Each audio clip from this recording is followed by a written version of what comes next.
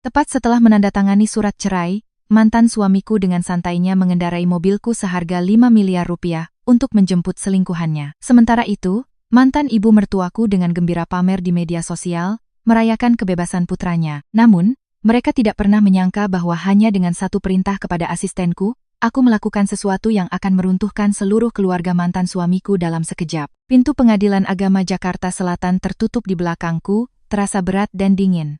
Angin musim kemarau meniup dedaunan pohon angsana di tepi jalan, membawa sedikit hawa sejuk di pergantian musim. Aku menaikkan kerah jaket tipisku, menarik napas dalam-dalam. Pernikahan selama 6 tahun antara aku dan Bima akhirnya resmi berakhir di mata hukum. Aku menoleh ke arah Bima.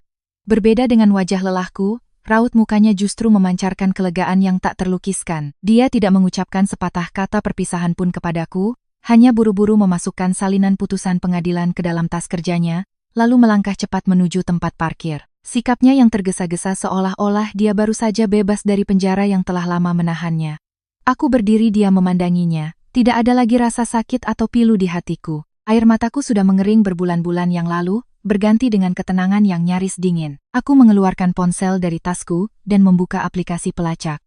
Titik merah di layar berkedip, bergerak cepat meninggalkan area pengadilan. Itu adalah pelacak di mobil seharga 5 miliar rupiah yang ayahku hadiahkan khusus untukku sebelum menikah. Surat-surat mobil itu atas namaku, aset itu milikku, tetapi Bima dengan santainya membawa kuncinya dan pergi begitu saja setelah kami tidak lagi menjadi suami istri di atas kertas. Kemana dia pergi dengan begitu terburu-buru? Titik merah di peta berhenti di sebuah apartemen mewah di kawasan Pondok Indah. Aku tidak perlu menebak lagi. Itu adalah tempat tinggal Rina, selingkuhan Bima selama setahun terakhir. Baru saja meninggalkan pengadilan, hal pertama yang dia lakukan adalah mengendarai mobil yang dibeli dengan hasil kerja keras keluargaku untuk menjemput wanita simpanannya. Aku menggeser layar ponselku dan membuka Facebook.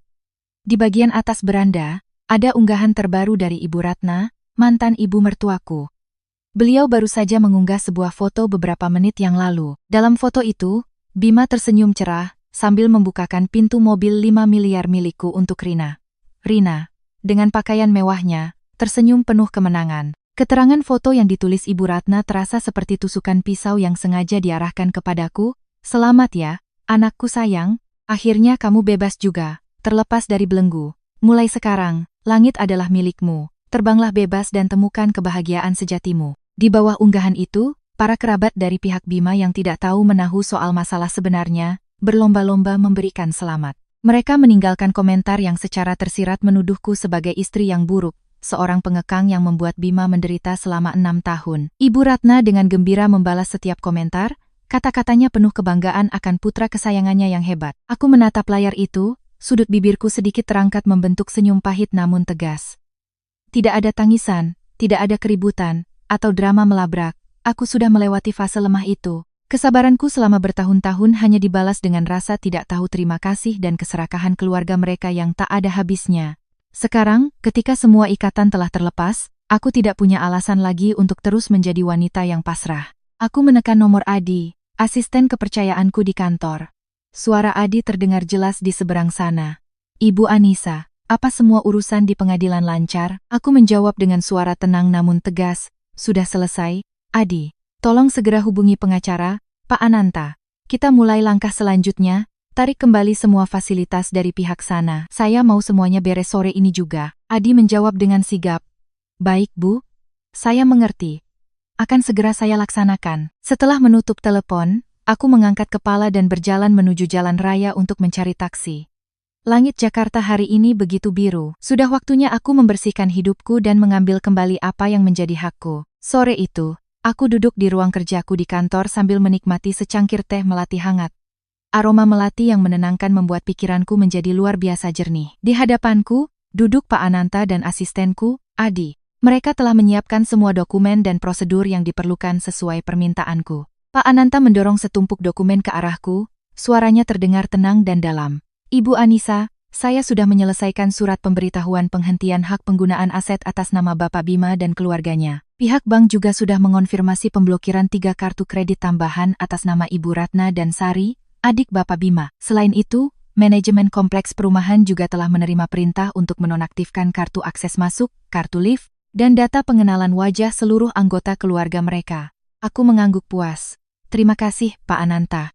Bagaimana dengan mobil itu? Adi angkat bicara, melaporkan. Saya sudah menyusun surat peringatan terakhir. Bu, surat itu menyatakan dengan jelas permintaan agar Bapak Bima mengembalikan mobil tersebut ke parkiran kantor sebelum pukul 17.00 sore ini. Jika melewati batas waktu tersebut mobil belum dikembalikan, kita akan melaporkannya ke polisi atas tindakan penggelapan aset secara tidak sah. Suratnya sudah dikirim melalui email pribadi, pesan singkat, dan diantar langsung ke alamat kontrakan baru yang disewa Bapak Bima. Aku tersenyum tipis. Sebuah serangan balasan tanpa suara, namun pasti akan mengenai titik vital mereka yang terbiasa hidup menumpang. Selama bertahun-tahun, mereka hidup dalam kemewahan palsu, berfoya-foya dengan uangku, bepergian dengan mobilku, dan tinggal di villa yang surat-suratnya atas namaku. Mereka berhayal bahwa itu semua adalah hak istimewa yang wajar mereka nikmati, sampai lupa siapa pemilik sebenarnya dari semua itu. Tepat 15 menit setelah semua pemberitahuan dikirim, ponsel di meja kerjaku mulai bergetar hebat. Nomor Ibu Ratna muncul di layar. Aku dengan tenang menekan tombol jawab dan mengaktifkan loudspeaker agar Pak Ananta dan Adi bisa ikut mendengar. Suara Ibu Ratna yang melengking terdengar penuh amarah. Anissa, apa-apaan ini? Kenapa waktu saya belanja? Kartu saya dibilang sudah diblokir sama kasir. Jangan main-main kayak anak kecil kamu, ya. Cepat aktifkan lagi kartunya. Aku menjawab dengan santun, Bu Ratna, saya dan Mas Bima sudah resmi bercerai. Putusan pengadilan sudah berkekuatan hukum.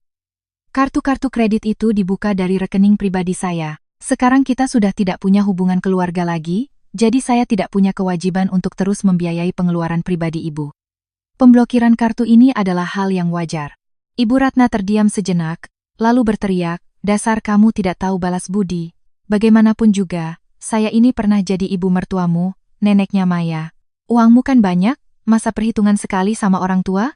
Perempuan pelit, kejam, aku tidak menghiraukan hinaannya.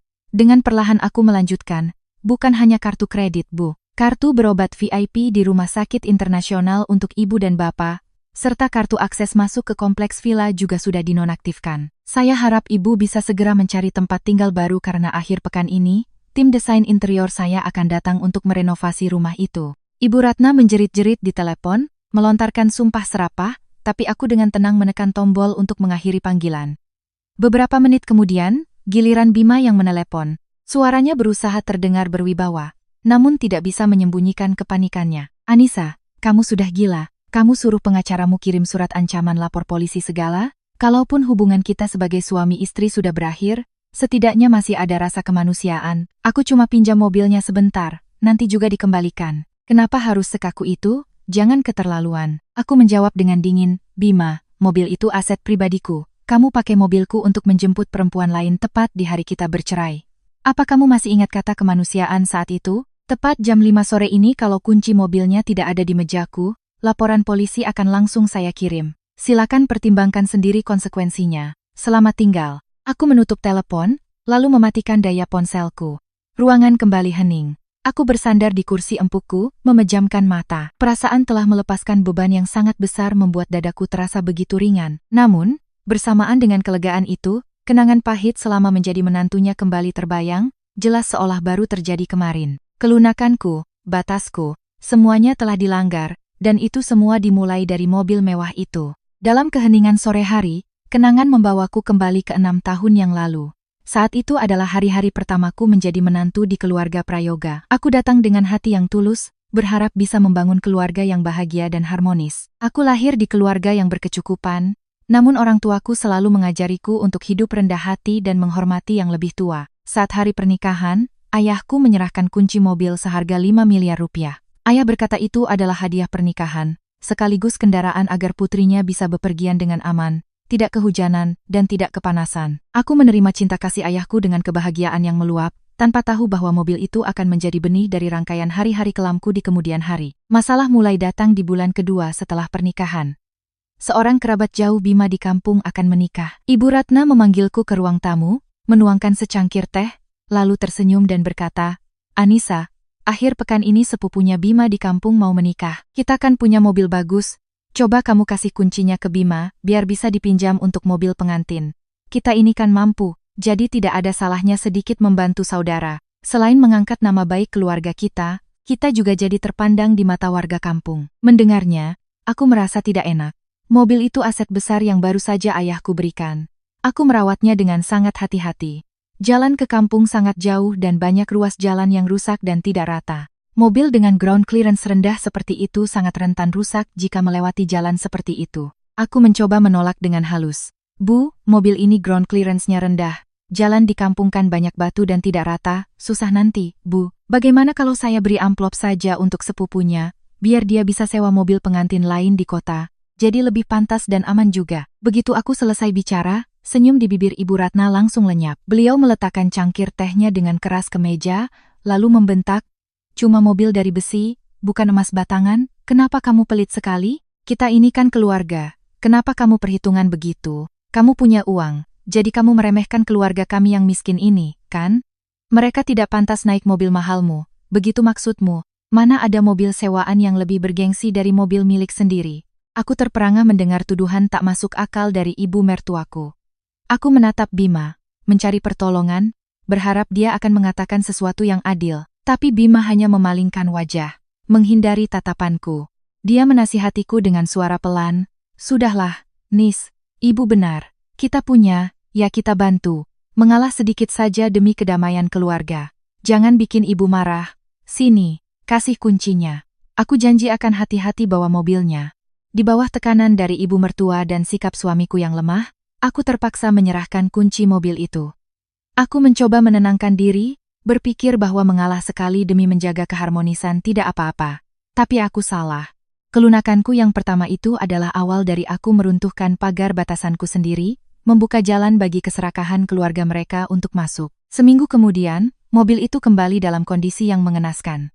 Seluruh bodinya tertutup lumpur, dan bagian dalamnya berbau asap rokok dan alkohol yang menyengat. Yang lebih menyedihkan, ada goresan panjang dan dalam di pintu sebelah kanan, sampai menembus ke lapisan cat dasar, mungkin tergores tiang atau pagar di kampung. Aku menatap mobil itu dengan sedih, air mataku menetes. Bima hanya bergumam meminta maaf, beralasan bahwa saat itu ramai dan jalan sempit sehingga tidak bisa dihindari. Ketika aku menunjukkan kesedihanku, Ibu Ratna bukan hanya tidak menghibur, tapi malah mencibir. "Cuma goresan kecil saja kamu hebohnya seperti dunia mau kiamat.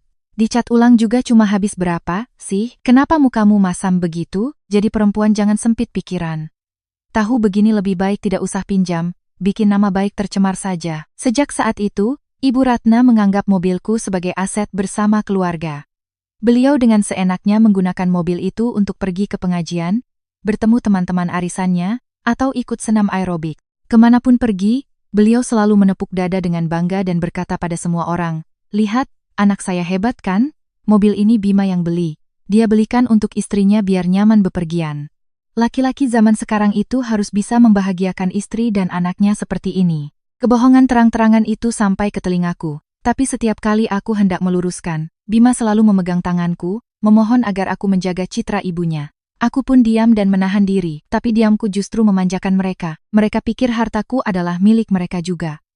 Mereka pikir kebaikanku adalah kewajiban yang harus aku lakukan. Batas rasa hormat telah terhapus, dan itu menyeret serta serangkaian tragedi kelam yang mendorong pernikahanku ke jurang yang tidak bisa diselamatkan. Kenangan tentang mobil mewah yang tergores hanyalah retakan kecil yang menjadi awal dari rentetan hari-hari penuh air mata sebagai menantu di keluarga Prayoga. Aku pikir kesabaran akan membawa kedamaian, tetapi aku benar-benar salah. Sifat asli pernikahan kami yang pahit mulai terungkap ketika aku hamil dan melahirkan Maya. Saat aku menunjukkan tes pack 2 garis dan membawa kabar gembira itu kepada keluarga, sikap Ibu Ratna sangat dingin. Berlawanan dengan harapanku akan senyum cerah atau ucapan selamat, ibu mertuaku hanya bertanya dengan datar kapan aku akan USG untuk melihat jenis kelaminnya, laki-laki atau perempuan.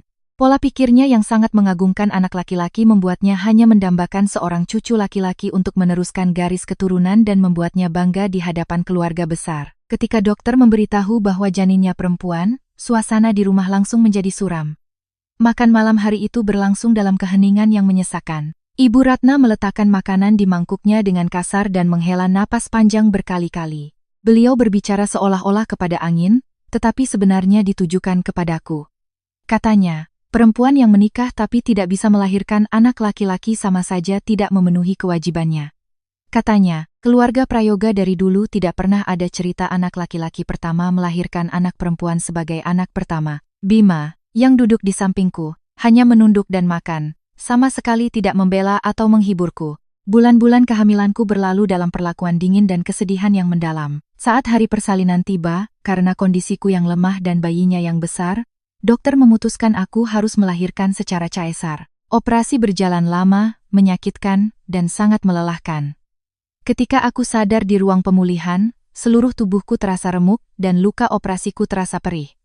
Saat membuka mata, aku hanya melihat ibuku sendiri yang berdiri di samping tempat tidur dengan mata merah karena mengkhawatirkanku. Ibu Ratna dan Bima hanya mampir sebentar, melihat bayi sekilas, lalu cepat-cepat pulang dengan alasan sibuk. Mereka meninggalkan aku dan bayiku dirawat oleh ibuku. Sadar akan kondisiku yang lemah dan kasihan pada ibuku yang sudah tua dan tidak mungkin begadang setiap malam, aku berinisiatif mengeluarkan uang sendiri untuk menyewa seorang perawat bayi profesional yang khusus merawat ibu pasca melahirkan. Perawat itu sangat cekatan dan terampil, mengurus segalanya mulai dari memandikan bayi, mencuci popok, hingga memasak makanan bergizi untuk masa nifasku. Aku pikir dengan adanya bantuan, aku bisa punya waktu istirahat agar luka operasiku cepat pulih, dan ibu mertuaku juga tidak perlu repot. Tapi Ibu Ratna tidak berpikir begitu. Kehadiran perawat di rumah tiba-tiba menjadi duri dalam daging baginya. Beliau terus-menerus menyindirku. Menyebutku putri manja yang baru punya satu anak perempuan tapi lagaknya seperti ratu, menghambur-hamburkan uang. Dengan alasan berhemat, beliau mengkritik masakan perawat yang katanya tidak sesuai selera, cara membersihkan rumah yang tidak bersih, dan pemborosan air. Setiap hari beliau mondar-mandir di dapur, sengaja mencari-cari kesalahan kecil untuk memarahi perawat itu. Tidak tahan dengan tekanan dan kata-kata pedasnya, perawat itu akhirnya meminta berhenti saat aku baru pulang dari rumah sakit, kurang dari 15 hari. Aku terkejut, menggendong bayi kecilku dengan luka operasi yang masih basah dan sering berdarah jika aku terlalu banyak bergerak. Aku meminta Bima untuk mencari pengganti, tapi Bima menolaknya. Dia bilang ibu benar.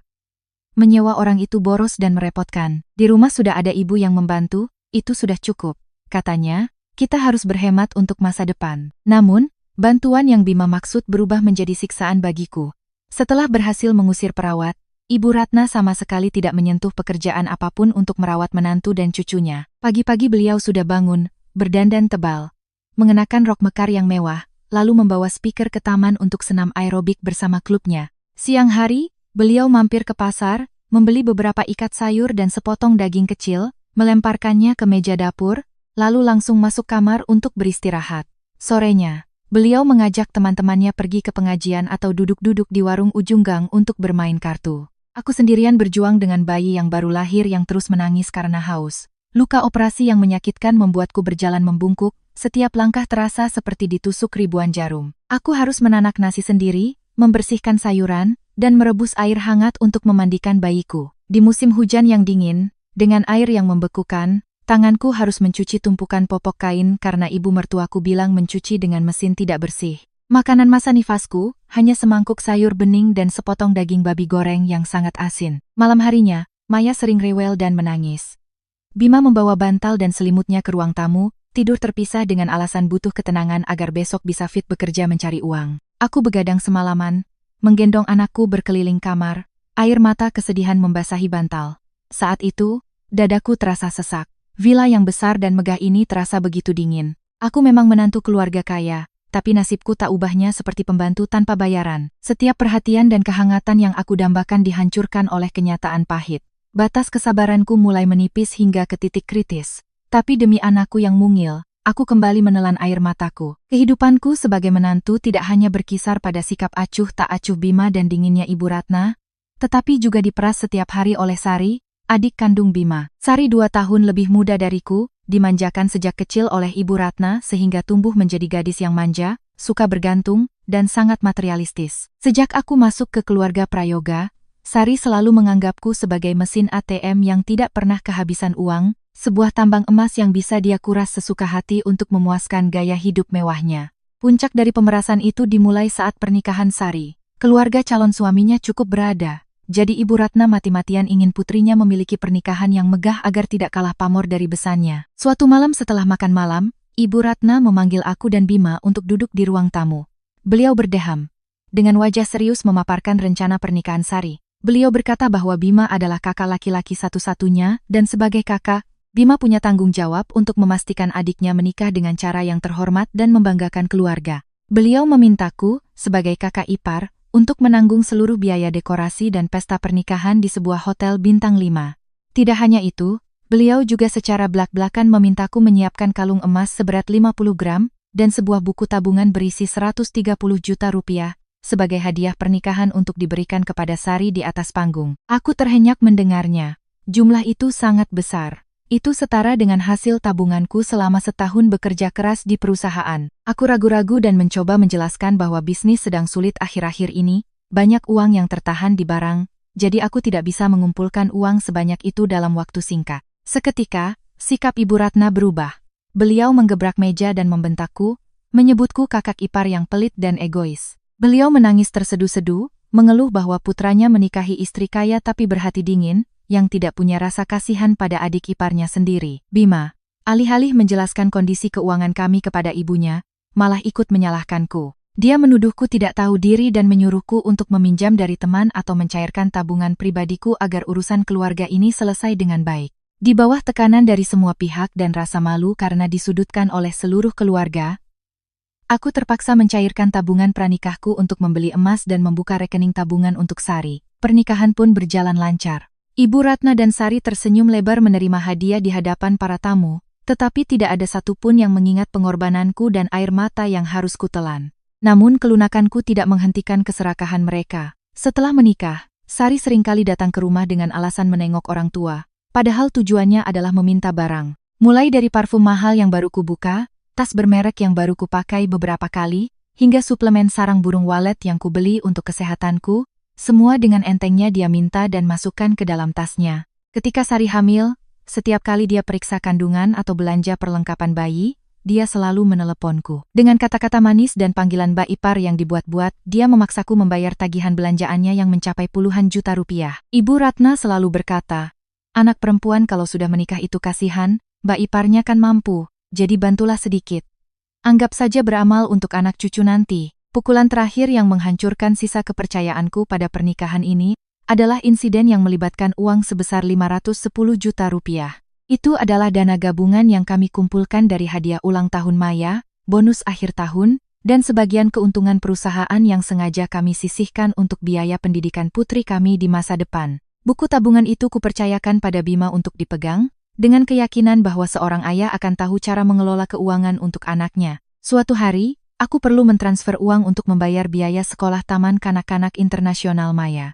Ponselku kehabisan baterai, jadi aku meminjam tablet Bima untuk masuk ke aplikasi mobile banking. Begitu aku membuka akun, mataku terpaku pada saldo rekening yang hanya tersisa beberapa juta rupiah saja. Seluruh tabungan senilai 510 juta rupiah telah raib. Aku panik dan memeriksa riwayat transaksi. Aku menemukan bahwa seluruh uang itu telah ditransfer ke rekening atas nama Sari dengan keterangan transfer yang sangat singkat. Untuk adik, tanggal transaksi itu terjadi lebih dari 3 bulan yang lalu. Tanganku gemetar, jantungku berdebar kencang. Aku membawa tablet itu dan langsung turun ke ruang tamu, di mana Bima dan Ibu Ratna sedang asyik menonton TV dan tertawa. Aku menunjukkan layar tablet itu di depan wajah Bima. Suaraku bergetar karena marah dan sakit hati. Aku menuntut penjelasan mengapa dia diam-diam menarik semua uang tabungan untuk putri kami dan memberikannya kepada adiknya tanpa memberitahuku sepatah kata pun. Bima terkejut sejenak, wajahnya menunjukkan kepanikan karena ketahuan, tapi Ibu Ratna langsung berdiri dan membela putranya. Beliau menunjuk lurus ke wajahku dan berteriak, rumah mertuanya Sari sedang direnovasi, mereka kekurangan uang. Bima sebagai kakaknya kasihan, jadi dia ambil uang itu untuk dipinjamkan sementara. Kamu ini jadi perempuan jangan sempit pikiran, jangan sembah uang. Saudara kandung saling membantu saat susah itu apa salahnya sampai kamu harus teriak-teriak seperti orang kesurupan? Bima, setelah berhasil menenangkan diri, menatapku dengan tatapan dingin dan asing. Dia dengan angkuh menyatakan bahwa dia adalah kepala keluarga dan berhak memutuskan penggunaan uang tanpa perlu melapor atau meminta izin dariku. Dia menekankan bahwa Sari adalah darah dagingnya, tidak mungkin dia membiarkannya menderita. Aku berdiri terpaku di tengah ruang tamu, air mata mengalir deras. Lubang tanpa dasar bernama adik ipar telah menelan bukan hanya hasil kerja kerasku, tetapi juga hati nurani dan rasa hormat minimal seorang suami kepada istrinya. Aku sadar, aku benar-benar sendirian di rumah ini, di mana mereka hanya menganggapku sebagai orang asing yang kaya, sebuah boneka yang bisa mereka peras tanpa ampun. Kehilangan uang tabungan dalam jumlah besar itu memicu perang dingin antara aku dan Bima yang berlangsung selama berbulan-bulan. Kami tinggal di bawah satu atap tetapi saling berpapasan seperti bayangan. Komunikasi kami hanya sebatas kebutuhan sehari-hari Maya. Aku meyakinkan diriku untuk menjadi kuat dan fokus pada bisnisku untuk menciptakan rasa aman bagi diriku sendiri. Namun, musibah lain datang di suatu malam hujan yang kelam, memberikan pukulan telak terakhir, yang menghancurkan citra keluarga palsu yang coba kupertahankan. Malam itu, jam menunjukkan pukul 2 pagi. Di luar, hujan deras mengguyur jendela. Aku sedang tertidur lelap ketika terbangun oleh tangisan histeris Maya. Anakku meringkuk di tempat tidur, memegangi perutnya. Wajahnya pucat pasi dan berkeringat dingin. Maya terus muntah dan menangis kesakitan, mengeluh perutnya sakit luar biasa. Naluriku sebagai seorang ibu mengatakan ada sesuatu yang sangat tidak beres. Aku meraba dahinya, panas seperti bara api.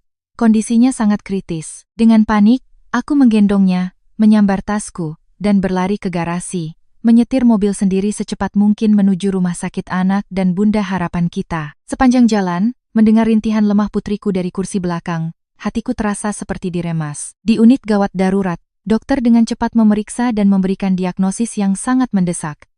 Maya menderita radang usus buntu akut, dan sudah ada tanda-tanda akan pecah. Dia harus segera dioperasi, jika tidak, nyawanya terancam. Dokter memintaku untuk mengurus administrasi dan membayar biaya rumah sakit. Saat itulah aku merogoh tasku dan baru sadar bahwa aku lupa membawa kartu asuransi kesehatan premium milik putriku. Kartu itu biasanya disimpan oleh Ibu Ratna di lemari kaca di ruang tamu, karena beliau suka memamerkannya kepada teman-temannya sebagai bukti betapa pedulinya keluarga mereka terhadap cucunya. Aku segera mengambil ponsel dan menelepon ibu mertuaku. Nada sambung berdering lama sebelum akhirnya diangkat.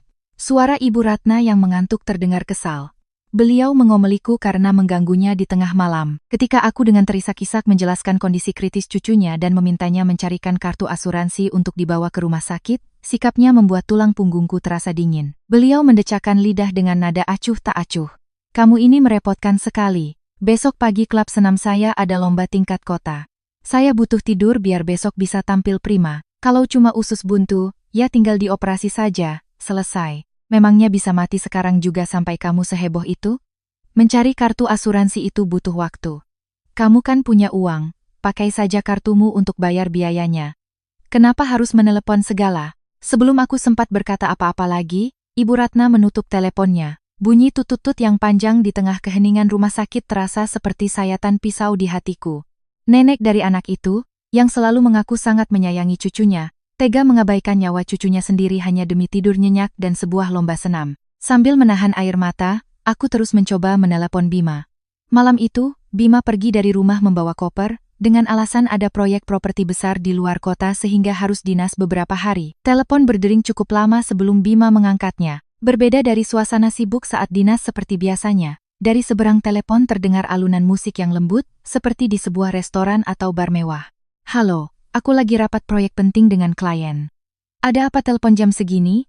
Nanti saja kalau aku sudah pulang, baru diselesaikan. Bima berbisik di telepon, nadanya terburu-buru seolah ingin cepat menutupnya. Aku berteriak di tengah isak tangisku, memohon agar dia segera kembali ke rumah sakit karena putri kami akan segera dioperasi. Aku butuh seorang suami, seorang ayah, di sisiku untuk bersama-sama menghadapi keputusan hidup dan mati ini. Tapi sebagai jawaban atas keputusasaanku, Bima hanya melemparkan satu kalimat dingin sebelum mematikan teleponnya. Aku lagi di luar kota, mau terbang pulang juga tidak akan sempat. Kamu kan ibunya, kamu tanda tangani saja surat operasinya.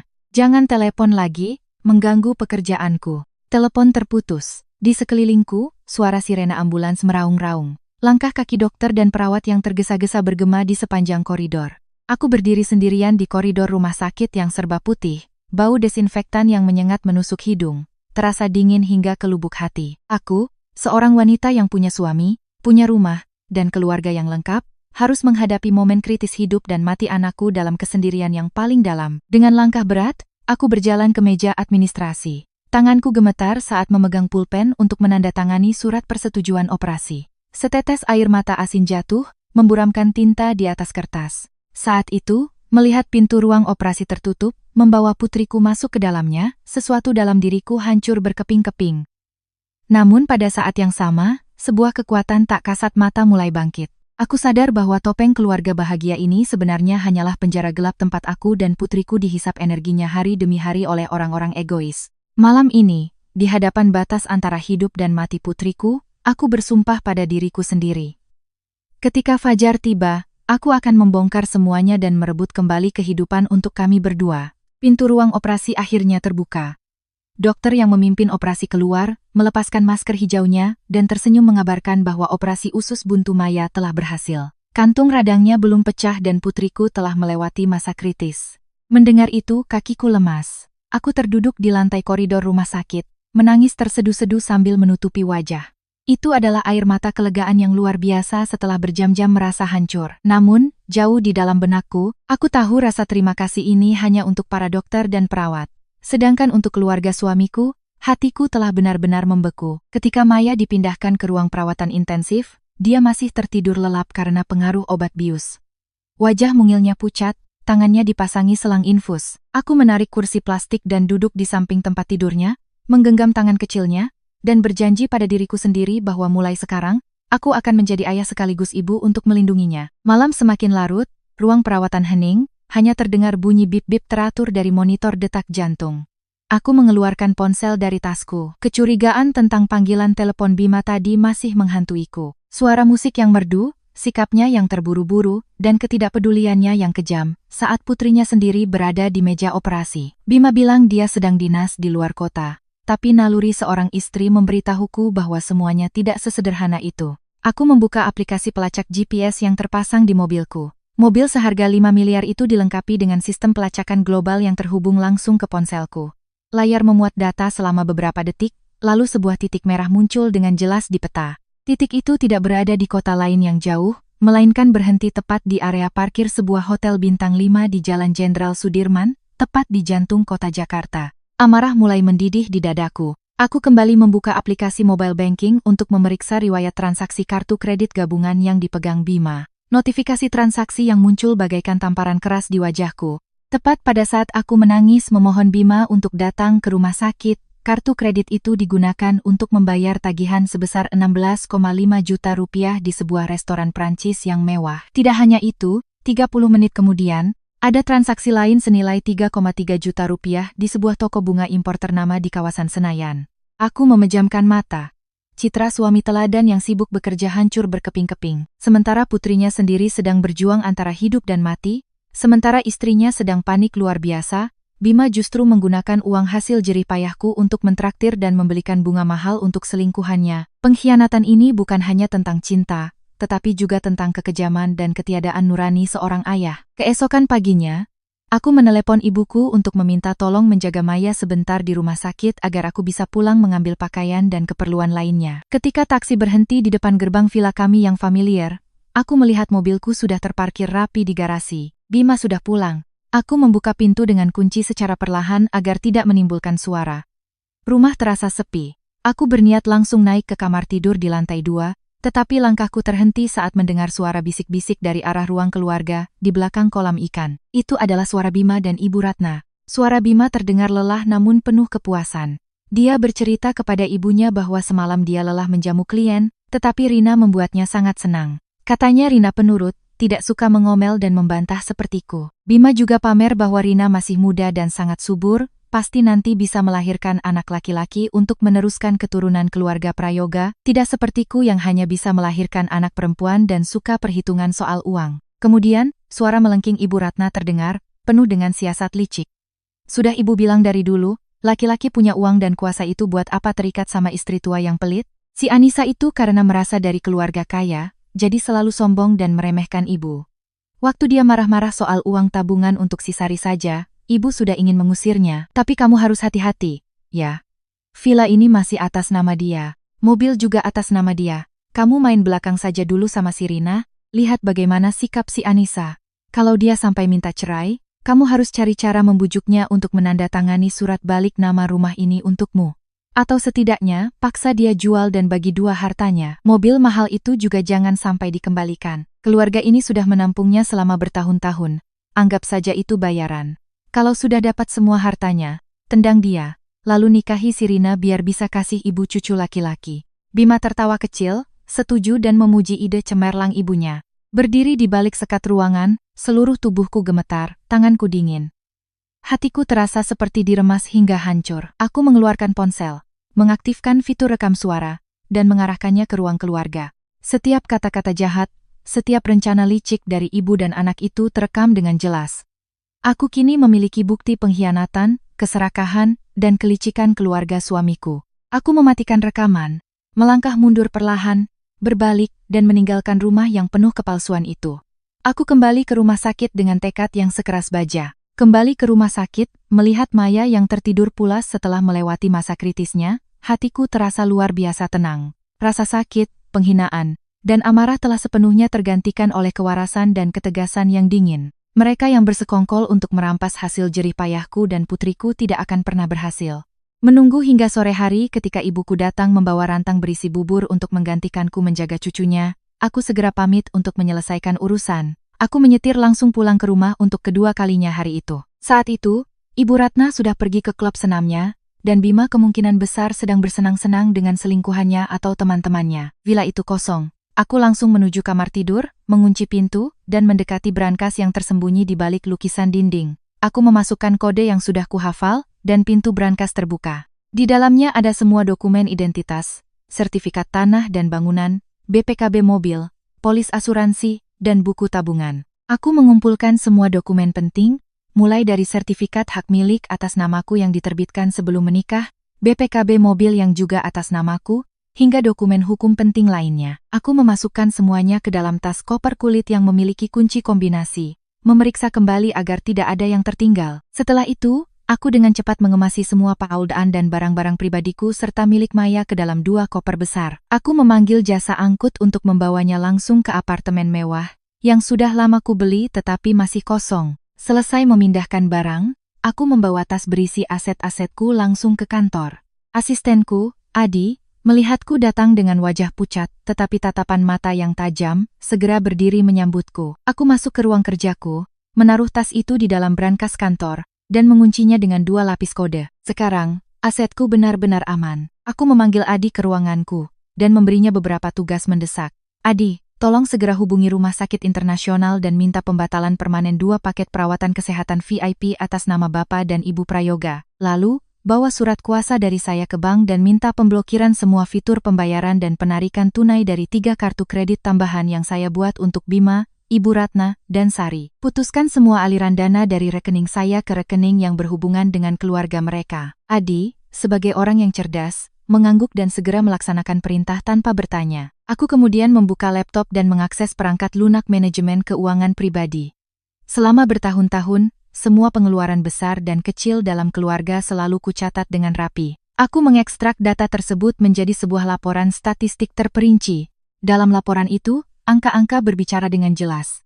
Mulai dari uang belanja perabotan rumah, gaji asisten rumah tangga di awal pernikahan, uang untuk suplemen kesehatan bulanan untuk mertuaku, dan yang paling menonjol, biaya dekorasi pesta pernikahan mewah untuk Sari, uang untuk membeli kalung emas, buku tabungan 130 juta rupiah, serta puluhan tagihan belanja perlengkapan bayi, dan biaya persalinan Sari yang harus kubayar. Dan tentu saja, tidak ketinggalan dana 510 juta rupiah tabungan putriku yang diam-diam ditransfer Bima kepada adiknya. Total uang yang telah kukeluarkan untuk menafkahi seluruh keluarga mereka selama 6 tahun mencapai angka miliaran rupiah. Aku menyimpan laporan itu dalam bentuk gambar yang jelas. Kemudian, aku membuka aplikasi WhatsApp dan mencari grup obrolan bernama Keluarga Prayoga yang beranggotakan semua anggota keluarga dari pihak suami. Tanpa basa-basi, aku mengirimkan serangkaian gambar laporan keuangan itu ke dalam grup, disertai dengan tangkapan layar transaksi pembelian bunga dan makan malam di restoran mewah oleh Bima tepat pada malam Maya dioperasi. Pesan terakhir yang kukirim sangat singkat. Semua bantuan finansial dari saya secara resmi dihentikan mulai hari ini. Silakan urus hidup kalian masing-masing. Aku menekan tombol kirim lalu melempar ponselku ke samping. Jaring telah ditebar. Batas telah ditetapkan kembali dengan cara yang sangat kejam bagi mereka yang terbiasa hidup menumpang. Hanya dalam 10 menit, layar ponselku menyala terang dengan puluhan panggilan tak terjawab dan pesan yang datang bertubi-tubi dari Ibu Ratna, Bima, dan Sari. Mereka menelepon untuk memaki, menuntut penjelasan, dan meratap karena sumber kehidupan mereka tiba-tiba terputus. Tapi aku menolak mengangkatnya. Aku dengan santai menyeduh secangkir teh panas, bersandar di sofa, dan menyesap teh yang pahit di awal, namun meninggalkan rasa manis di akhir. Badai yang sesungguhnya bagi keluarga mereka baru saja akan dimulai. Seminggu setelah malam yang mencekam itu berlalu dalam keheningan yang tegang. Maya sudah pulih, keluar dari rumah sakit, dan langsung kubawa ke apartemenku agar lebih mudah merawatnya. Bima menelepon dan mengirim pesan meminta maaf, memberikan berbagai alasan, dan berjanji macam-macam, tetapi aku tetap diam. Aku menunjuk Pak Ananta sebagai pengacaraku untuk mengajukan gugatan cerai sepihak ke pengadilan, sekaligus mengurus prosedur hukum yang diperlukan untuk melindungi aset-asetku. Tepat di akhir pekan, keluarga besar Prayoga mengadakan acara tahlilan untuk memperingati hari wafat kakek Bima. Ini adalah acara di mana seluruh keluarga besar dari pihak ayah berkumpul. Biasanya, sebagai menantu perempuan tertua, aku harus hadir sejak pagi untuk mengurus persiapan makanan dan mengeluarkan uang untuk hidangan yang melimpah.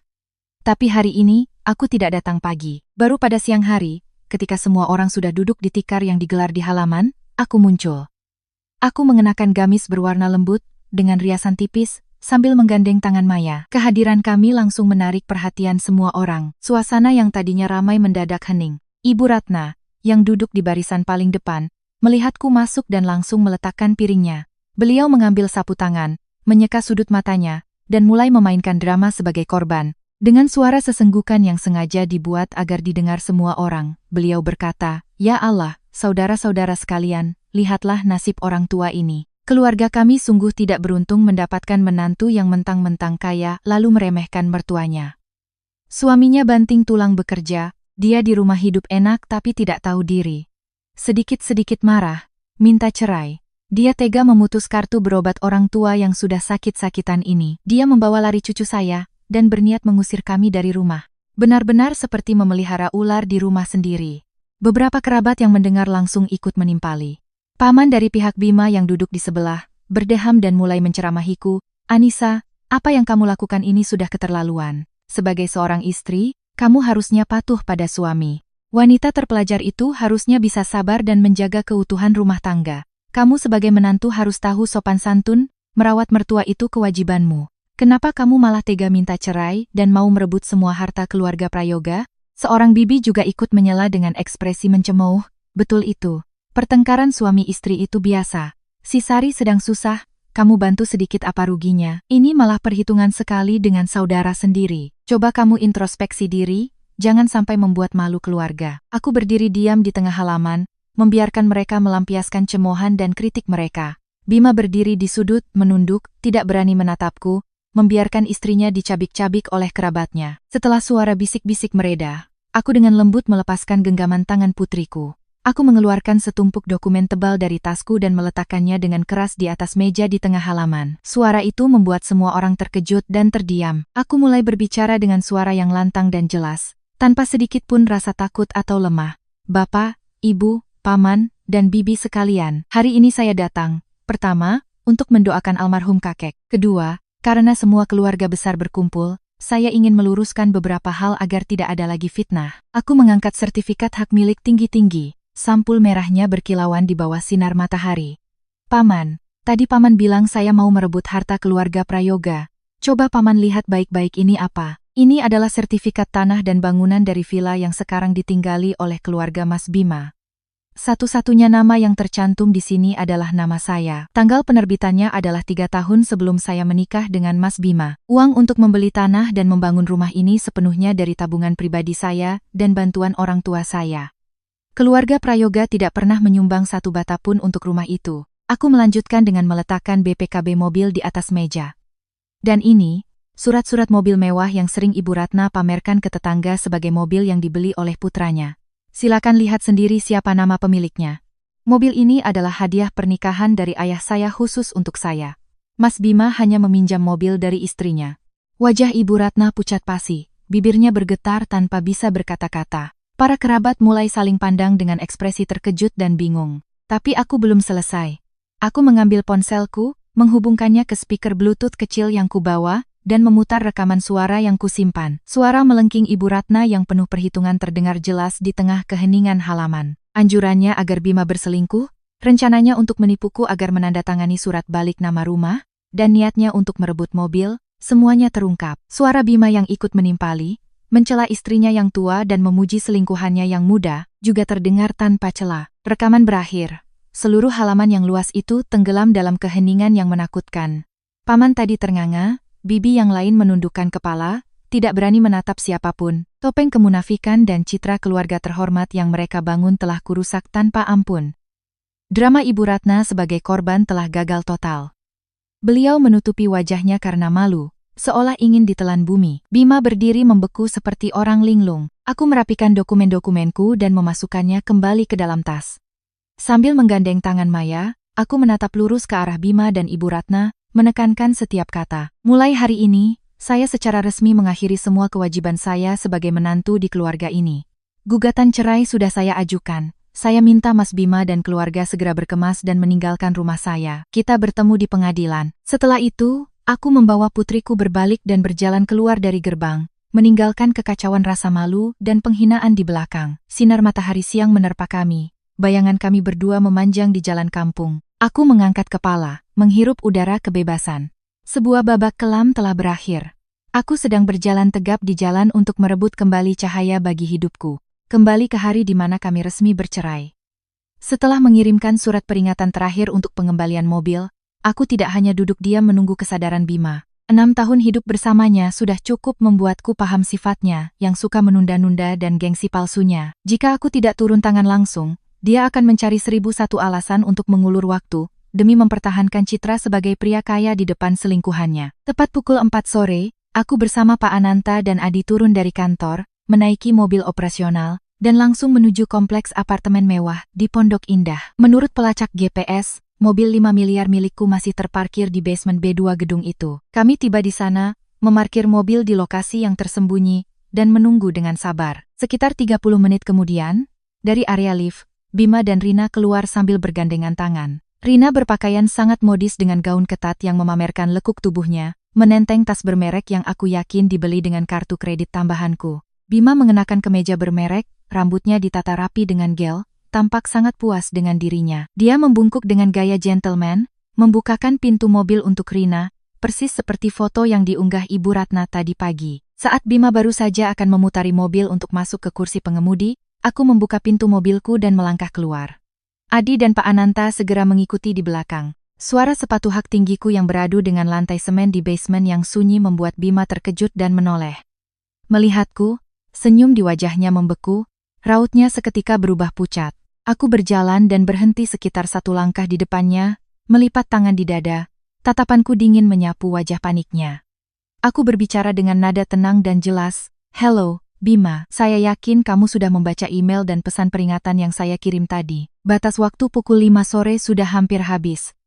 Saya pikir, daripada melibatkan hukum dengan laporan polisi atas penggelapan aset, lebih baik kita selesaikan dengan cepat di sini. Tolong serahkan kunci mobilnya sekarang." Mendengar keributan, Rina keluar dari mobil dengan rasa penasaran. Dia menatapku dari atas ke bawah dengan tatapan menyelidik, lalu beralih ke Bima. Mungkin dia sadar bahwa aku adalah mantan istri yang baru saja bercerai dengan Bima pagi tadi. Awalnya, Rina mencoba membela kekasihnya. Dia mengangkat dagu dan berkata dengan nada sinis, "Anda Mbak Anissa, kan? Kalau sudah cerai, ya sudah. Jalan masing-masing saja. Kenapa masih mengikuti Mas Bima sampai ke sini? Mobil ini kan dipakai Mas Bima untuk kerja, untuk bertemu klien. Anda kan tidak kekurangan apa-apa, kenapa harus perhitungan sekali soal satu mobil? Jadi perempuan setelah dicerai itu harusnya punya harga diri sedikit." Aku bahkan tidak melirik Rina sedikit pun, menganggapnya seperti angin lalu. Aku memberi isyarat kepada Pak Ananta untuk maju. Pak Ananta membuka tas kerjanya, mengeluarkan setumpuk dokumen dengan stempel resmi, dan menunjukkannya di hadapan Bima dan Rina. Dengan nada seorang pengacara yang tegas, beliau berkata, "Selamat sore, Bapak Bima dan Nona Rina. Saya adalah kuasa hukum dari Ibu Anissa. Perlu Nona Rina ketahui, mobil ini adalah aset pribadi Ibu Anissa, hadiah dari ayahnya sebelum menikah. BPKB dan STNK mobil ini sepenuhnya atas nama Ibu Anissa. Bapak Bima sama sekali tidak memiliki hak milik atau hak guna atas aset ini. Tindakan Bapak Bima membawa mobil ini setelah putusan cerai tanpa izin dari Ibu Anissa, merupakan tindakan penggunaan aset orang lain secara tidak sah. Jika Bapak Bima tidak menyerahkan kuncinya, kami memiliki wewenang penuh untuk memanggil polisi dan membuat laporan di tempat ini juga." Kata-kata tajam dari Pak Ananta bagaikan sember air es yang disiramkan ke wajah Rina. matanya membelalak kaget menatap Bima. Citra pria kaya sukses pemilik mobil mewah yang selama ini Bima bangun di hadapannya hancur berkeping-keping. Rina sadar bahwa pria gagah di sampingnya hanyalah seorang penipu yang meminjam barang mantan istrinya untuk pamer. Hadiah-hadiah mahal, makan malam di restoran mewah, semuanya dibiayai dari kantong wanita yang berdiri di hadapannya. Rina tergagap, bertanya pada Bima dengan nada penuh kekecewaan dan rasa malu. Dia bertanya apakah yang dikatakan pengacara itu benar, bahwa mobil ini bukan miliknya. Bima gelagapan, wajahnya memerah padam. Dia mencoba mempertahankan sisa gengsinya, akhirnya memohon padaku dengan suara pelan, "Nis, aku mohon, anggap saja ini demi hubungan kita yang dulu. Biarkan aku pakai mobil ini hari ini saja, besok aku janji akan mengembalikannya ke kantor." Aku menggelengkan kepala dengan tegas, menolak. Aku mengingatkan Bima bahwa di antara kami sudah tidak ada lagi hubungan apapun yang perlu dihargai, terutama setelah dia menggunakan hartaku untuk menjemput wanita lain. Aku mengulurkan tangan, telapak tanganku menghadap ke atas, memintanya meletakkan kunci di sana. Bima tahu dia tidak punya pilihan lain. Beberapa penghuni apartemen yang lewat mulai berhenti, menunjuk-nunjuk, dan berbisik. Dia menggigit bibirnya, mengeluarkan kunci mobil dari sakunya, dan melemparkannya dengan kasar ke tanganku. Aku menggenggam kunci itu, lalu memberikannya kepada Adi. "Adi, tolong bawa mobil ini kembali ke garasi kantor. Nanti saya pulang bersama Pak Ananta." Aku menoleh ke arah Rina dengan senyum tipis. Aku menasihatinya dengan nada lembut namun penuh kekuatan, "Sebaiknya kamu pikirkan lagi hubunganmu." Seorang pria yang tega menipu istri dan anaknya, menguras harta keluarga istrinya untuk membiayai selingkuhan, tidak ada jaminan besok dia tidak akan melakukan hal yang sama padamu. Setelah itu, aku berbalik dan berjalan bersama Pak Ananta menuju mobil, meninggalkan Bima yang berdiri mematung dalam rasa malu yang luar biasa. Rina, dengan marah, menghentakkan kakinya, melemparkan tasnya ke arah Bima, lalu berbalik dan berjalan cepat menuju lift, mengabaikan usaha Bima untuk menjelaskan, drama kebohongan Bima telah berakhir dengan cara yang paling memalukan. Keesokan paginya, aku datang ke kantor dengan semangat yang luar biasa. Masalah aset pribadi seperti mobil dan kartu kredit sudah terselesaikan tuntas. Sekarang, hal terpenting adalah mengambil alih kembali kendali penuh atas villa. Tadi malam, sesuai perintahku, manajemen perumahan telah menghapus semua data wajah dan menonaktifkan semua kartu akses milik keluarga Bima. Sekitar pukul 9 pagi, telepon internal di mejaku berdering. Resepsionis dengan panik melaporkan bahwa ada seorang wanita parubaya yang sedang menangis dan membuat keributan di lobi, memaksa untuk bertemu dengan direktur.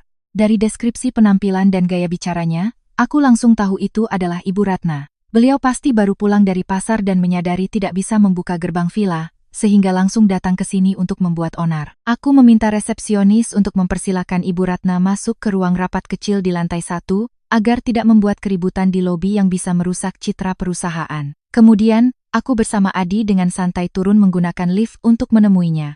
Begitu aku membuka pintu ruang rapat, Ibu Ratna langsung menerjangku seolah ingin memakanku hidup-hidup. Beliau menggebrak meja kaca, menangis meraung-raung, menuduhku sebagai menantu durhaka yang menindas orang tua. Beliau mengeluh tentang berbagai penyakit yang dideritanya, mulai dari tekanan darah tinggi hingga vertigo. Dengan alasan sakit-sakitan dan tidak punya tempat tujuan, beliau memintaku untuk membuka kembali akses ke villa, agar keluarganya bisa terus tinggal di sana, setidaknya sampai Bima berhasil membeli rumah baru. Aku duduk dengan tenang di seberangnya, membiarkan Ibu Ratna menyelesaikan drama tangisannya.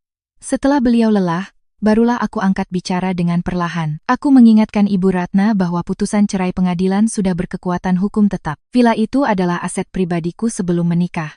Aku punya hak penuh untuk memutuskan siapa yang boleh tinggal di rumahku. Aku menjelaskan fakta pahit itu kata demi kata. Selama 6 tahun, aku telah membiarkan keluarga mereka hidup dalam kemewahan, tanpa perlu khawatir tentang biaya hidup apapun. Tapi sebagai balasannya, mereka hanya menganggapku sebagai mesin uang dan bersekongkol untuk merebut hartaku. Sekarang, setelah semua hubungan berakhir, aku tidak punya kewajiban lagi untuk menyediakan tempat tinggal bagi mereka. Apakah Bima bisa membeli rumah baru atau tidak? Itu adalah tanggung jawabnya, bukan urusanku. Melihat drama tangisan dan penyakitnya tidak membuahkan hasil, Ibu Ratna beralih ke ancaman. Beliau berkata akan menelepon semua kerabat, teman, dan mitra bisnis perusahaanku untuk mempermalukan dan mencemarkan nama baikku. Aku tersenyum tipis, mengingatkannya pada kejadian di acara tahlilan minggu lalu. Aku bertanya, apakah rekaman suara tentang rencana liciknya yang diputar di tengah-tengah keluarga besar itu masih belum cukup untuk menyadarkannya. Jika beliau ingin memperbesar masalah, Aku tidak akan segan-segan mempublikasikan semua laporan keuangan dan rekaman suara itu ke media. Mendengar itu, Ibu Ratna terdiam, wajahnya menunjukkan ketakutan yang bercampur dengan keputusasaan. Beliau sadar sudah tidak memiliki senjata apapun lagi. Aku berdiri, mengakhiri pembicaraan. Aku memberitahu Ibu Ratna bahwa aku telah menyewa jasa pindahan profesional. Tepat pukul 11 siang ini, aku akan berada di villa bersama tim tersebut untuk mengawasi proses pengemasan barang. Keluarga mereka punya waktu dari siang hingga pukul 5 sore untuk mengumpulkan semua barang pribadi mereka dan pergi. Setelah batas waktu itu, barang apapun yang tertinggal akan dianggap sebagai sampah dan dibuang. Tepat pukul 11 siang, sebuah truk besar dari perusahaan jasa pindahan berhenti di depan gerbang villa. Aku menggunakan akses administrator untuk membuka gerbang utama, memimpin tim pekerja berseragam masuk ke dalam. Pemandangannya sangat kacau. Bima, Ibu Ratna, dan bahkan Sari, sedang panik mengemasi barang-barang ke dalam kardus. Mereka tidak menyangka aku akan bertindak begitu tegas dan cepat. Aku duduk dengan tenang di sofa ruang tamu, memerintahkan para pekerja untuk membantu mereka mengemas barang-barang pribadi seperti pakaian, sepatu, dan buku. Aku menegaskan bahwa mereka hanya boleh membawa barang-barang milik pribadi mereka. Seluruh perabotan, televisi, kulkas, lukisan mahal, dan peralatan rumah tangga lainnya dibeli dengan uangku, jadi tidak ada yang boleh menyentuhnya. Bima dan Ibu Ratna bekerja dalam diam, tidak berani mengangkat wajah menatapku. Kemewahan palsu yang dulu mereka banggakan, kini hanya tersisa tumpukan kardus yang berantakan. Proses pengusiran ini berlangsung di bawah pengawasan ketat dariku dan tim pindahan, menandai momen di mana keluarga mereka secara resmi ditendang keluar dari cangkang kemewahan palsu mereka. Proses pengemasan barang berlangsung dalam ketegangan yang luar biasa. Udara di dalam villa terasa menyesakkan. Aku berkeliling memeriksa setiap ruangan, memastikan tidak ada barang yang tertukar atau sengaja diambil. Tim pindahan bekerja sangat profesional, dengan cepat memilah pakaian dan barang-barang pribadi milik Bima dan Ibu Ratna ke dalam kardus-kardus yang kemudian disegel dengan rapi. Sekitar pukul 2 siang, Sari datang mengendarai skuternya. Dia beralasan datang untuk membantu ibu dan kakaknya pindahan. Begitu masuk dan melihatku duduk di ruang tamu dengan sikap dingin, Sari langsung mencibir. Dia bergegas naik ke lantai 2, ke kamar tidur lama Bima dan gudang. Aku sudah terlalu hafal sifat serakah dan tangan panjang Sari sejak dulu. Kehadirannya saat ini pasti bukan sekadar untuk membantu. Aku diam-diam mengikutinya naik ke lantai 2, bersembunyi di balik pintu untuk mengamati tindakannya. Benar saja dugaanku. Sari sama sekali tidak membantu ibunya mengemas pakaian. Dia langsung masuk ke gudang, matanya menatap rak-rak kaca dengan penuh hasrat. Di rak itu, terpajang barang-barang dekorasi mahal yang kubeli dari perjalanan bisnis ke luar negeri. Sari berjinjit, mengambil sepasang vas kristal dari Ceko senilai hampir 50 juta rupiah. Kemudian, dia membuka laci meja rias lamaku, menyapu bersih sisa set kuas makeup bermerek dan beberapa botol parfum mahal yang belum sempat kubawa. Dia dengan cepat memasukkan semuanya ke dalam tas besar yang dibawanya, menutup resletingnya, lalu berjingkat keluar. Begitu keluar ke koridor, Sari terlonyak kaget melihatku berdiri bersandar di dinding sambil melipat tangan, menatapnya tajam. Senyum sinisku membuatnya salah tingkah. Sari mencoba bersikap wajar, membela diri. Lihat apa kamu? Aku kesini cuma mau bantu ibu ambil beberapa baju lama. Kamu kan kaya, banyak uang. Kenapa harus peduli dengan barang-barang sepele begini? Aku tidak berdebat. Aku langsung ke intinya. Aku meminta Sari membuka tasnya yang menggembung itu untuk kuperiksa. Wajah Sari berubah pucat, dia memeluk tasnya erat-erat dan berteriak bahwa aku telah menghinanya dan memfitnahnya. Keributan itu menarik perhatian Bima dan Ibu Ratna dari kamar sebelah. Mereka berdua berlari keluar dan ikut membela Sari. Ibu Ratna menunjuk wajahku dan memakiku sebagai orang berdarah dingin yang bahkan setelah berpisah pun masih tega menginjak-injak harga diri adik iparnya. Bima juga menyuruhku untuk tidak berlebihan. Sudahlah, Nis. Dia cuma ambil beberapa barang kecil. Anggap saja itu hadiah. Jadi perempuan jangan pelit begitu. Aku dengan tenang mengeluarkan ponselku dan membuka aplikasi kamera keamanan rumah. Aku menunjukkan layar itu tepat di depan wajah Sari dan Ibu Ratna. Rekaman video yang sangat jelas, memperlihatkan seluruh proses Sari mencuri vas kristal, parfum, dan kuas makeup, lalu memasukkannya ke dalam tas. Aku berkata dengan suara dingin. Saya sudah memasang kamera tersembunyi di setiap sudut rumah ini sejak minggu lalu. Barang-barang yang baru saja kamu masukkan ke dalam tas itu total nilainya hampir 70 juta rupiah. Menurut hukum, tindakan pencurian aset dengan nilai sebesar ini sudah cukup untuk dijadikan kasus pidana. Sekarang kamu punya dua pilihan. Pertama, kembalikan semua barang itu ke tempatnya. Kedua, Saya akan kirim video ini ke kantor polisi agar mereka datang dan menangkap basah kamu. Mendengar kata polisi dan pidana, wajah Sari pucat pasi. Dia dengan gemetar membuka tasnya, mengeluarkan vas kristal dan botol-botol parfum, lalu meletakkannya kembali di rak. Ibu Ratna dan Bima terdiam, tidak berani membela lagi. Tapi masalah belum selesai. Pencuri bertemu tuannya. Aku sudah menyiapkan kejutan yang lebih besar untuk Sari. Aku memanggil Adi untuk membawakan setumpuk dokumen. Itu adalah salinan laporan bank yang menunjukkan transaksi 780 juta rupiah yang ditransfer Bima secara diam-diam kepada Sari, beserta surat perjanjian utang yang telah disiapkan oleh Pak Ananta. Aku meletakkan surat itu di depan Sari. Aku menjelaskan kepadanya bahwa uang 780 juta rupiah itu adalah harta bersama kami sebagai suami istri. Tindakan Bima mentransfernya kepadamu tanpa persetujuanku adalah tindakan penggelapan aset yang melanggar hukum. Aku menuntut Sari untuk menandatangani surat yang menyatakan bahwa uang itu adalah pinjaman dariku, dan dia berkewajiban untuk mencicilnya setiap bulan sampai lunas. Jika Sari menolak, pengacaraku akan menuntutnya ke pengadilan perdata atas tuduhan penguasaan aset tanpa dasar hukum. Sari menangis terseduh-seduh, memohon bantuan Bima. Tapi Bima saat ini bahkan tidak bisa menolong dirinya sendiri. Di bawah tekananku dan bukti hukum yang tak terbantahkan, Sari terpaksa menandatangani surat utang itu, mengakui utang raksasa yang dulu dia anggap sebagai rezeki nomplok. Pukul 5 sore, proses pindahan selesai. Truk yang membawa kardus-kardus berisi barang pribadi keluarga Bima meninggalkan kompleks villa. Bima, Ibu Ratna, dan Sari berjalan gontai keluar dari gerbang, menenteng kantong-kantong plastik terakhir mereka. Aku berdiri di balkon lantai 2, menatap punggung mereka yang lesu. Gerbang besi yang besar perlahan tertutup, terkunci dengan sistem kode yang baru. Batas finansial dan batas kehidupan antara aku dan keluarga mereka telah ditarik dengan sangat jelas dan tegas.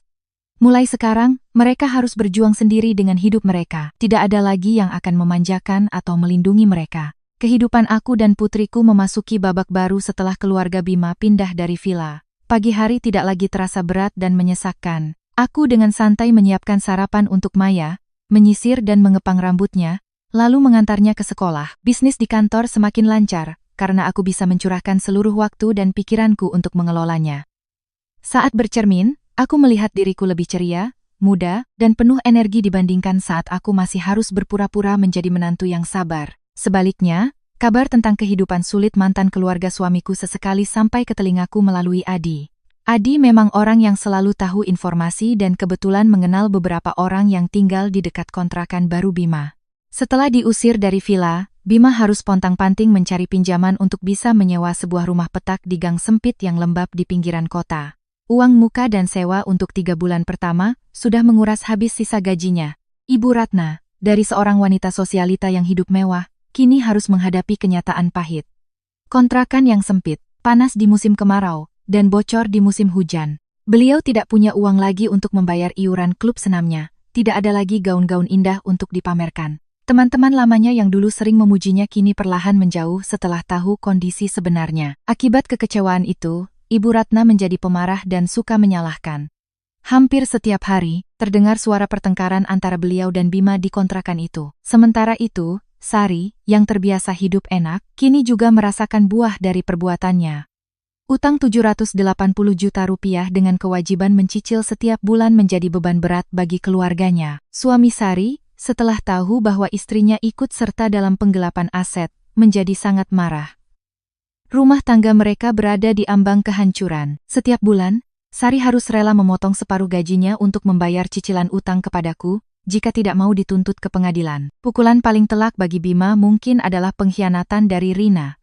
Selingkuhannya yang dulu selalu memujinya setinggi langit, kini menunjukkan wujud aslinya sebagai seorang wanita materialistis. Ketika Bima kehilangan mobil mewahnya, kartu kredit tanpa batas, dan diusir dari villa, Rina langsung berubah sikap.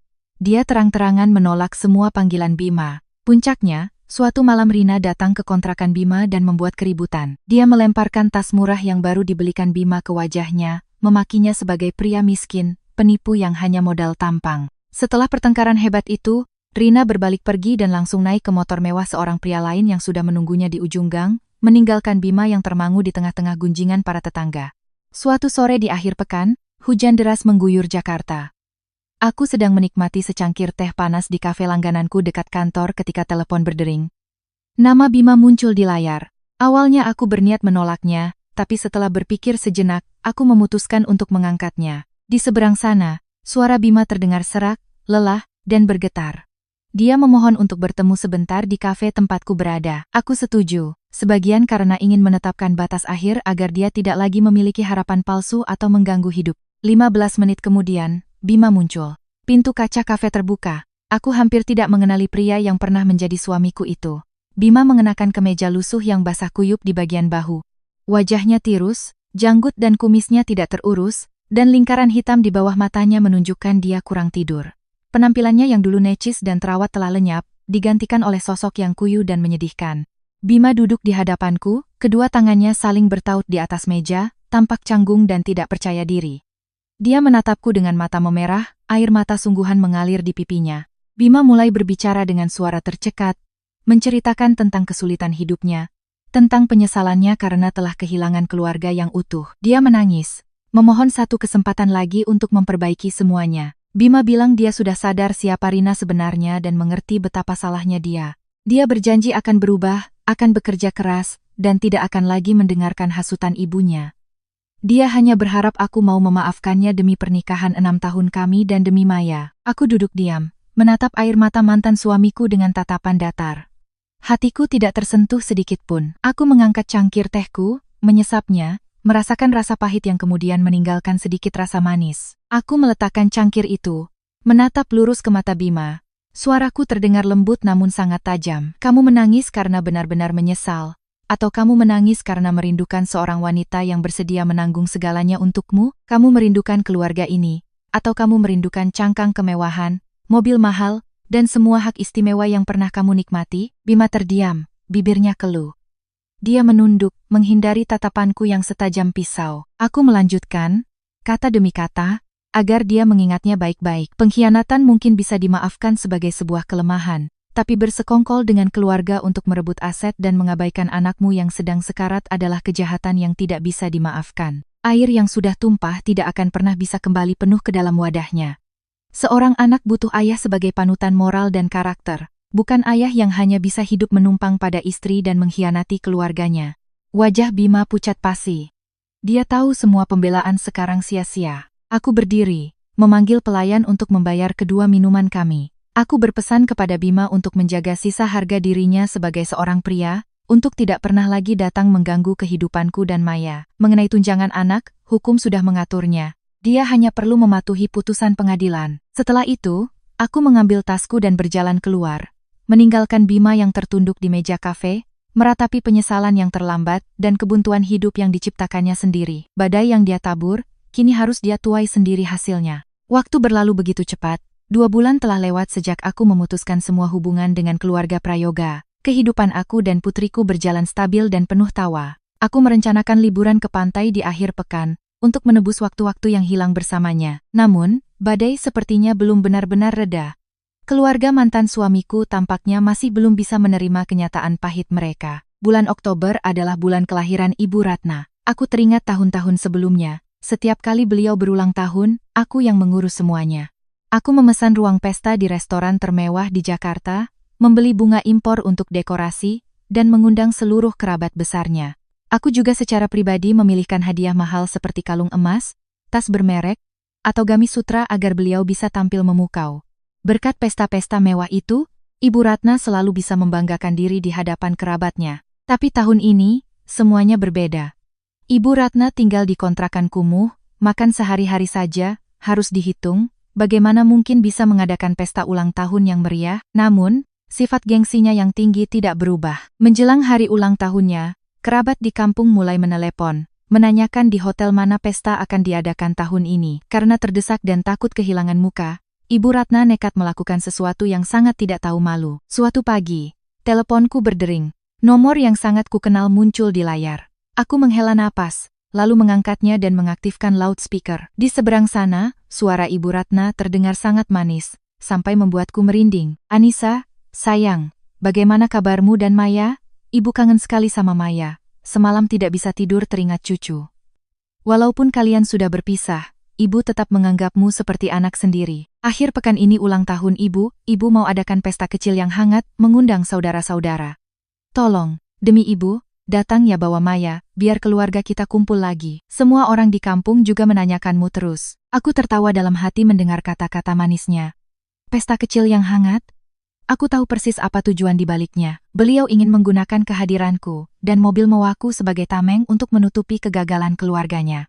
Beliau ingin kerabatnya berpikir bahwa hubungan kami masih baik-baik saja, dan bahwa aku masih menjadi sponsor utama untuk pesta ulang tahunnya. Aku berdeham dan menjawab dengan tegas. Tidak memberinya harapan sedikit pun. Bu Ratna, saya dan Mas Bima sudah resmi bercerai.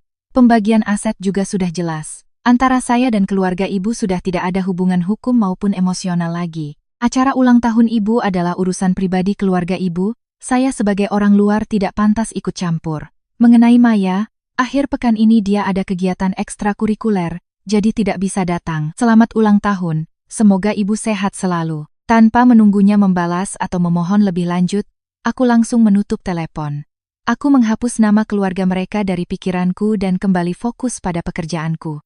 Beberapa hari kemudian, dari Adi, aku mendengar kabar menggelikan tentang pesta ulang tahun itu. Karena ditolak mentah-mentah olehku dan tidak punya sponsor, Ibu Ratna terpaksa meminjam uang dari beberapa teman lamanya untuk memesan tempat di sebuah warung tenda pecel lele di pinggir jalan. Ketika kerabat dari kampung datang dengan pakaian bagus, siap untuk berpesta di hotel bintang 5 seperti tahun-tahun sebelumnya, mereka malah dibawa ke warung yang ramai, sempit, dan penuh asap rokok. Semua orang kebingungan, bertanya-tanya mengapa menantu tertuanya tidak kelihatan, dan mengapa mereka tidak dijemput ke villa besar seperti biasa. Ibu Ratna dengan gugup beralasan bahwa aku sedang dinas mendadak ke luar negeri dan mereka ingin suasana baru. Tapi kebohongan itu tidak bisa menipu semua orang. Pesta berlangsung canggung, makanan seadanya, tidak ada yang berselera. Bima hanya menunduk sambil minum bir untuk melupakan masalah. Malam itu, setelah sedikit mabuk, rasa malu dan kesal Ibu Ratna meledak. Beliau membuka grup WhatsApp keluarga besarnya. Dengan dalih mabuk, beliau mulai mengetik pesan panjang yang penuh dengan kata-kata jahat, mencoba memutarbalikkan fakta. Beliau memposisikan diri sebagai ibu mertua yang malang. Menuduhku sebagai wanita tidak tahu berterima kasih yang karena punya uang lalu meremehkan keluarga suami. Beliau mengarang cerita bahwa aku punya selingkuhan sehingga sengaja mengusir suami dan mertua dari rumah untuk merebut mobil yang katanya dibeli oleh putranya. Beliau menangis di setiap baris pesannya, memohon agar kerabatnya menjadi saksi atas ketidakadilan yang menimpa keluarganya. Notifikasi dari pesan-pesan itu terus muncul di ponselku. Aku yang sedang menemani Maya tidur, membaca setiap baris fitnah dari mantan ibu mertuaku. Anehnya, aku tidak merasa marah, aku hanya tersenyum tipis. Keputusasaan telah mendorongnya ke batas ketidakbermoralan yang paling rendah. Dia tidak tahu bahwa pesan-pesan bohong itu akan menjadi paku terakhir di peti mati yang mengubur seluruh kehormatan keluarganya. Kali ini, aku tidak akan memberinya ampun lagi. Lampu tidur berwarna kuning pucat menyinari wajah damai Maya yang terlelap. Aku merapikan selimutnya, lalu berjalan perlahan ke ruang tamu. Layar ponselku masih terus menyala. Grup obrolan keluarga Prayoga sedang heboh oleh drama tangisan dan kebohongan Ibu Ratna. Beberapa kerabat yang tidak tahu cerita sebenarnya mulai menghiburnya dan menyindirku. Aku tidak terburu-buru membalas dengan argumen panjang. Kebenaran memiliki suaranya sendiri, dan bukti nyata selalu lebih kuat dari 1000 kata dusta. Aku membuka galeri ponselku, memilih beberapa file yang sudah kusimpan. Itu adalah bukti-bukti yang pernah kulempar ke meja di tengah acara tahlilan beberapa bulan lalu. Satu persatu, aku mengirimkannya ke grup, salinan sertifikat hak milik atas namaku, salinan BPKB mobil sebagai bukti kepemilikan yang sah. Lalu, aku mengirimkan laporan keuangan berlembar-lembar yang merinci setiap rupiah yang pernah kukeluarkan untuk keluarga mereka, dengan transaksi 780 juta rupiah, yang ditransfer Bima kepada Sari sebagai sorotan utamanya. Terakhir, aku melampirkan foto surat perjanjian utang yang ditandatangani oleh Sari. Setelah semua gambar terkirim, aku menekan tombol kirim untuk file rekaman suara percakapan licik antara Ibu Ratna dan Bima di hari ketika Maya baru saja selamat dari operasi. Anjuran untuk berselingkuh, rencana menipu untuk balik nama rumah, dan niat merebut mobil, semuanya terdengar sangat jelas. Hanya dalam 10 menit setelah bukti-bukti itu tersebar, grup yang tadinya ramai mendadak hening. Tidak ada lagi yang berani menghibur Ibu Ratna. Mereka yang tadi sempat menyalahkanku buru-buru menarik kembali pesan mereka dengan malu. Beberapa saat kemudian, paman tertua yang paling dihormati di keluarga itu angkat bicara. Beliau mengirim pesan panjang yang sangat keras, memarahi Ibu Ratna habis-habisan sebagai pembohong yang telah mempermalukan nama baik keluarga. Beliau menyatakan tidak akan lagi peduli dengan urusan keluarga Ibu Ratna. Kebenaran yang telanjang telah merobek tirai terakhir yang coba Ibu Ratna pertahankan. Keesokan siangnya, sebuah pesan pribadi masuk ke ponselku. Pengirimnya adalah Ibu Ratna. Isinya bukan lagi makian, melainkan pengakuan kalah. Beliau merendahkan diri, meminta maaf karena mabuk dan berbicara sembarangan. Beliau memohon agar aku tidak menyebarkan bukti-bukti itu ke publik, demi memberikan Bima kesempatan untuk melanjutkan hidup. Aku menatap layar itu, hatiku terasa ringan. Perang batin yang panjang ini akhirnya benar-benar berakhir. Semua dendam, utang, dan kepahitan selama 6 tahun menjadi menantu telah terlepaskan. Aku mengetik 2 kata singkat, dingin, namun tegas. Sudah diterima. 2 kata itu menandakan akhir yang abadi. Aku menghapus nomor telepon Ibu Ratna, memblokir semua kontak dari Bima dan Sari. Duniaku kini bersih dari orang-orang beracun itu. Minggu pagi itu, langit cerah membentang di atas Jakarta. Aku mengenakan gaun bunga yang ceria, berdandan cantik, dan turun ke basement. Maya duduk manis di kursi anak di belakang, memeluk boneka beruangnya sambil bernyanyi riang. Aku menyalakan mesin mobil 5 miliar itu. Mobil yang pernah menjadi sumber masalah, kini telah kembali ke tempatnya yang semestinya. Mobil melaju mulus di jalan tol yang lengang, menuju pantai yang tenang. Angin sepoi-sepoi masuk melalui jendela yang sedikit terbuka. Melihat senyum polos putriku dari kaca spion, aku menyadari sebuah kebenaran mendalam yang harus kubayar dengan masa mudaku untuk memahaminya. Dalam hidup seorang wanita, pengampunan dan kesabaran hanya berharga jika diberikan kepada orang yang tepat. Cinta tanpa batas akan berubah menjadi kelemahan yang memanjakan keserakahan orang lain. Menetapkan batasan bukanlah tindakan egois, melainkan satu-satunya cara untuk melindungi martabat, hasil kerja keras, dan orang-orang yang paling kita cintai. Mobil terus melaju ke depan, meninggalkan badai masa lalu di belakang. Hidupku, mulai saat ini, akan kusetir sendiri. Di hadapan kami berdua terbentang cakrawala baru yang bebas, cerah, dan penuh kebanggaan.